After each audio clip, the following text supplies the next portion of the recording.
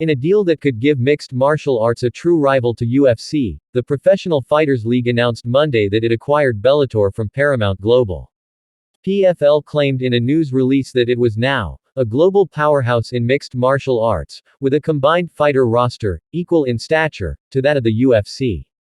Our Bellator acquisition turbocharges PFL's mission to innovate the sport and become the industry co-leader, venture capitalist Donn Davis, who launched PFL in 2018, said in a statement.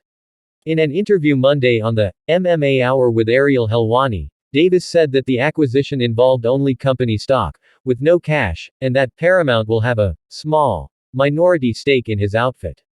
With an announcement last month that it was shuttering Showtime Sports, long known for airing high-profile boxing matches, Paramount signaled a move away from the combat sports space to more efficiently allocate resources.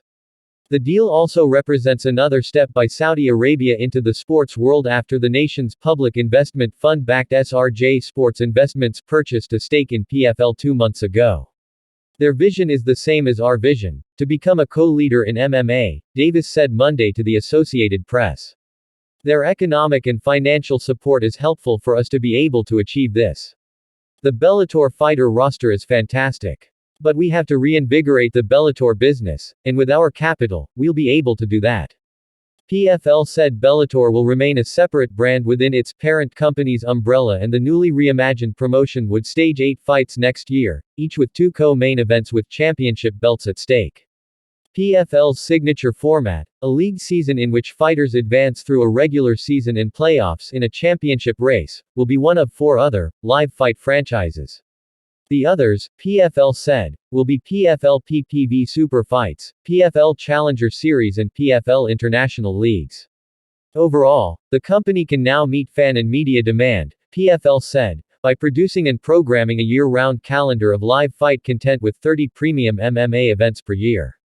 Of particular interest to MMA fans could be a promised slate of showdowns between current PFL champions and their Bellator counterparts. Davis said on MMA Hour that he hoped that would take place in February, with the new Bellator launching the following month and PFL's league season arriving in April.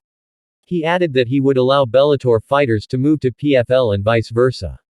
As for when Francis Ngannou might make his PFL debut after signing in May, Davis did not share specifics but promised it would be sometime next year.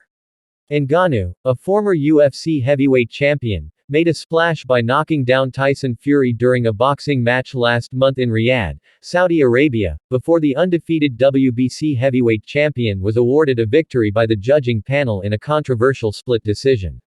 Davis said Monday that Ngannou's next fight might involve another boxing star, Deontay Wilder.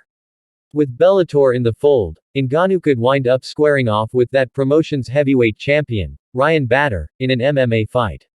Other possible matchups could pit Bellator's Chris Cyborg against PFL's Kayla Harrison and Bellator's Usman Nurmagomedov against the winner of an upcoming PFL lightweight final between Olivier Aubin Mercier and Clay Collard. We can't wait, PFL CEO Peter Murray said Monday in a statement, to bring MMA fans what they have been asking for, best versus best with the PFL Champions vs. Bellator Champions mega event. PFL has done great so far, Davis said, but despite adding the likes of Ngannou and Jake Paul, his company needed more and better athletes. There's only one company that at one time could put us on equal footing with the UFC, he said, and that was Bellator.